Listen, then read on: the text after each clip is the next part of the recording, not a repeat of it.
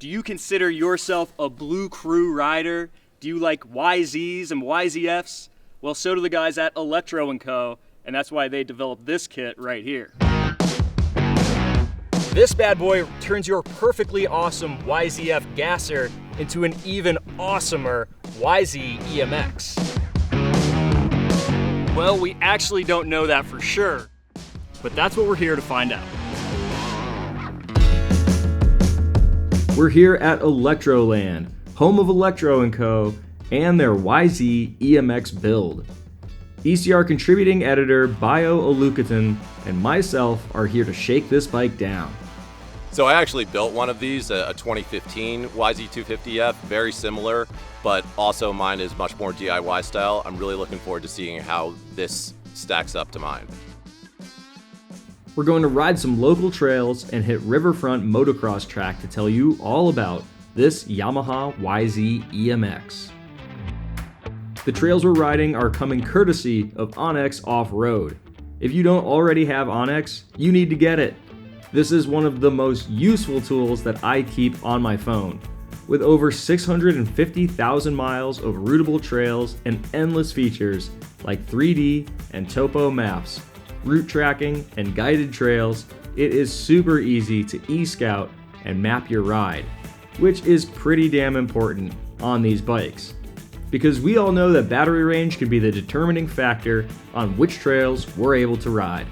So we're riding a loop out here in the El Dorado National Forest, and we used Onx Offroad to pick a solid loop to test this bike.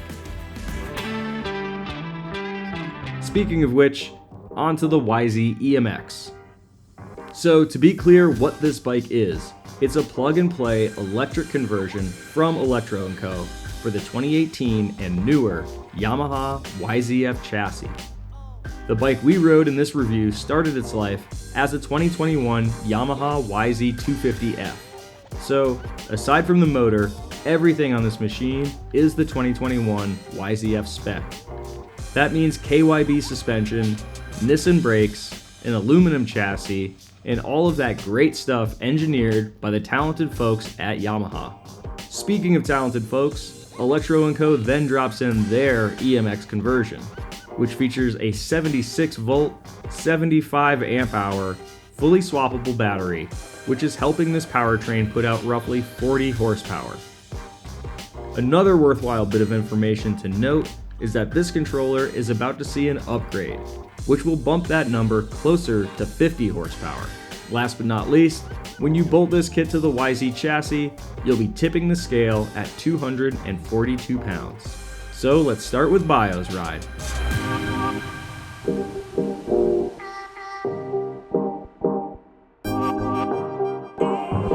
First off, it's a very solidly built bike. There are no unexpected noises, there's no unexpected shifting, and you don't feel any vibrations that aren't supposed to be there. If you were to close your eyes and hop on this bike, you would think it came right from the factory. This is something I felt comfortable with and could trust the second I was on the track. My personal YZF conversion is much more DIY and has its fair share of noises and knocking around.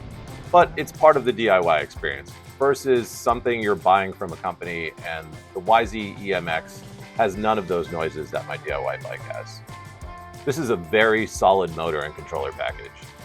After 20 minutes of medium to hard riding here at Riverfront, there was still about 70% battery left on the YZ-EMX.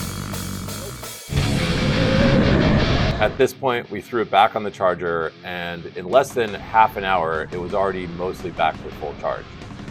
For comparison's sake, on my personal 2015 YZF conversion, with the 51 amp hour battery running at 100 fewer amps than the EMX, at the 20-minute mark, I noticed there was always a significant power drop.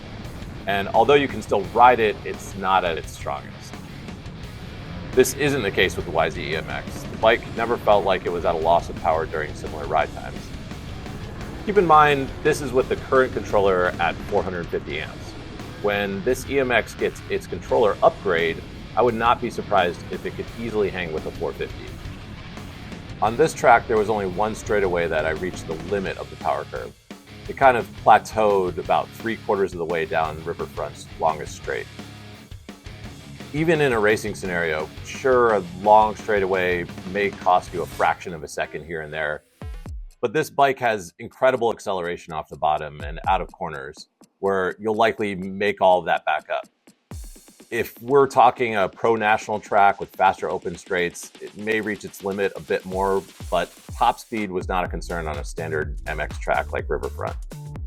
Current generation Yamaha YZ-Fs are known to have a little bit of understeer, and the same goes for this bike. It's not a knock against anyone, it's just the way they've chosen to design their chassis.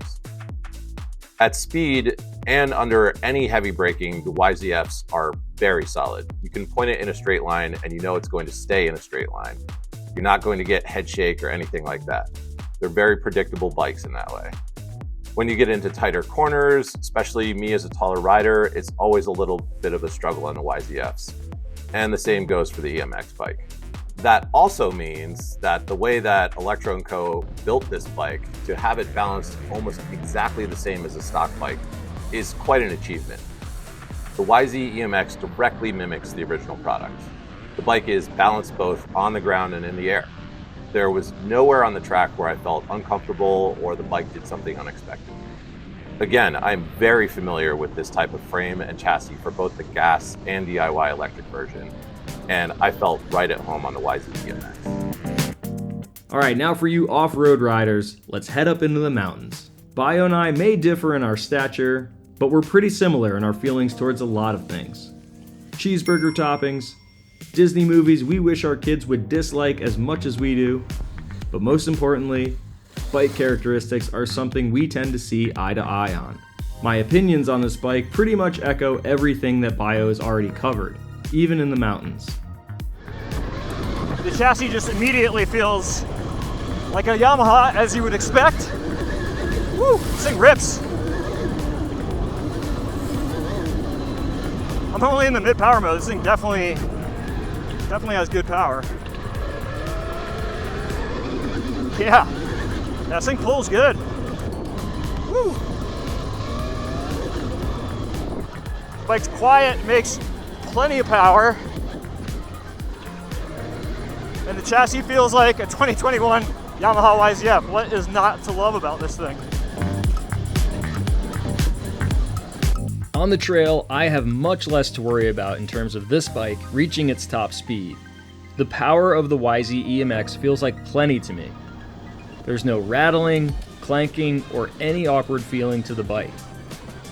I have less seat time on the modern YZ-Fs, but I felt right at home on this bike. I'm used to the quicker turning chassis like that of a KTM and a Suzuki, and while I did notice that the front end would push more than those brands, it didn't feel overwhelming to me. The YZ-EMX still feels light, nimble, and precise. So a question you may be wondering right now is, how much does a YZ-EMX cost? Well, that kind of depends on where you start. The YZ-Fs of this era are abundant and in a variety of conditions right now. But once you pull the gas motor out, those are worth some money, so that helps offset the cost of the chassis.